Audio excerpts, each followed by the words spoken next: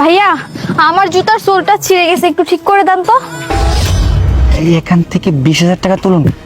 বিকাশ pin 33,056।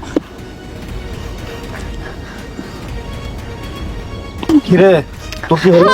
দেখো না আমার চোখে যেন কি গেছে, জ্বলতেছে। দেখো ভালো করে। কই নাই তো। ভালো করে দেখো। শোনো না, ঠিক হয়ে গেছে। ভাইয়া জুতা ঠিক করতে কত টাকা? ম্যাডাম 10 টাকা। আচ্ছা এই শোনো না, তোমার কাছে 10 টাকা থাকলে দাও না। 10 টাকা? হ্যাঁ এই ধর। আচ্ছা ম্যাডাম। আচ্ছা ভাইয়া ঠিক আছে। চলো।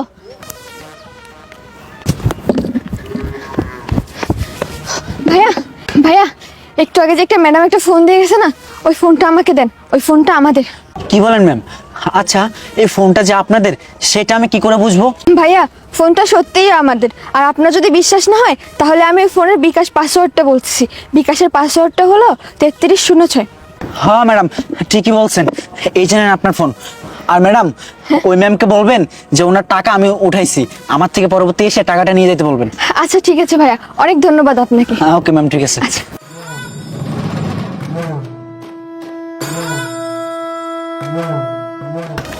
এই শোন, আমি এখন তোর অফিসের সামনে চলে আইছি। তুই এখন অফিসের ভিতরে ঢুকবি, ঢুইকা তোর ফোনটা নিয়ে আইবি। আমি তোর ফোনটা চেক করে দেখবো তোর ফোনে টাকা আছে কি নাই। ম্যাডাম, এই যে আপনার ফোন, অফিসে ফেলে আসছিলেন। দেখেছো, তোমাকে বলেছিলাম যে আমার ফোনটা আমি অফিসে রেখে আসছি, তারপরেও তুমি বিশ্বাস করলে না। এই নাও ধরো, দেখো আমার বিকাশে কয় টাকা আছে।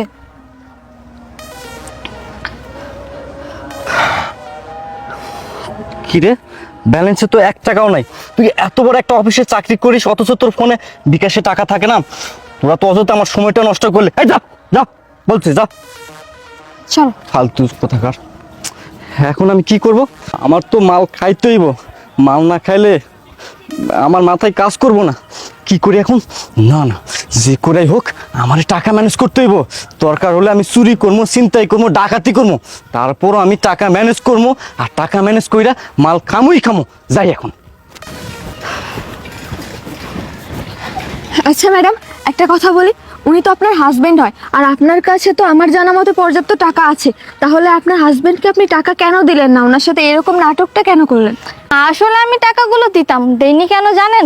কারণ ও এই টাকাগুলো নেশা করে নষ্ট করবে, আর ওর মা হাসপাতালে ভর্তি। ওই টাকাগুলো আমি রেখেছিলাম ওর মার চিকিৎসা করার জন্য। আর ও এতটাই খারাপ যে ওর মার চিকিৎসার টাকাগুলো নেশা করে নষ্ট করতে চায়। আচ্ছা ম্যাডাম, এবার বুঝলাম যে আপনি টাকাগুলো কেন দেন নাই। অবশ্য আপনি ভালো কাজই করেছেন। আচ্ছা ঠিক আছে, চলুন যাই। আচ্ছা চলুন। ভাইয়া হ্যাঁ, আপনাকে ধন্যবাদ। আপনি আমার অনেক বড় একটা উপকার করেছেন, এই উপকারের কথা আমি কখনো ভুলবো না। আচ্ছা ম্যাডাম সবকিছু বুঝলাম, কিন্তু একটা কথা বলেন তো, আপনার পাশে যে লোকটি ছিল ওইটা আপনার কি হয়? ওইটা ওইটা আমার হাজবেন্ড। আচ্ছা ম্যাডাম, ওইটা যদি আপনার হাজবেন্ড হয় তাহলে আপনি এই কাজটা কেন করলেন? টাকাগুলো ওনাকে না দিয়ে আপনি আমার কাছে কেন রাখতে বললেন? শুনতে চান? তাহলে শুনেন। তাই দাঁড়া, তোকে আমি কতবার বলবো, তোর কাছে যে 20,000 টাকা আছে ওই টাকাটা আমাকে দে। তোমাকে কতবার বলবো যে আমার কাছে কোনো টাকা নেই? এই তুই কি আমাকে বলত পাইছিস? তুই আমাকে যা বুঝাবি আর আমি তাই বুঝবো। আমি স্পষ্ট নিজের কানে শুনেছি তুই আমার মার সাথে কথা বলতেছিলি হসপিটালে। আজকে তোর অফিস তুই শেষ করে তোর কাছে যে 20,000 টাকা আছে সেই টাকা তুই আমার মাকে হসপিটালে পৌঁছে দিবি। আরে হ্যাঁ, আমি তো মাকে বলেছিলাম অফিস থেকে ফেরার পথে টাকা দিয়ে আসবো, কিন্তু আমি অফিসে যাওয়ার আগেই টাকাটা দিয়ে দিয়েছি। এখন আমার কাছে 1 টাকাও নেই। এই শোন, তোর এই কথা আমি বিশ্বাস করি না। তোর ফোন দে, আমি ফোন চেক করব, তারপর আমি বিশ্বাস করব। ফোন ফোন তো আমি অফিসে রেখে আসছি। আচ্ছা ঠিক আছে, চল আমি তোর সাথে অফিস পর্যন্ত যাব।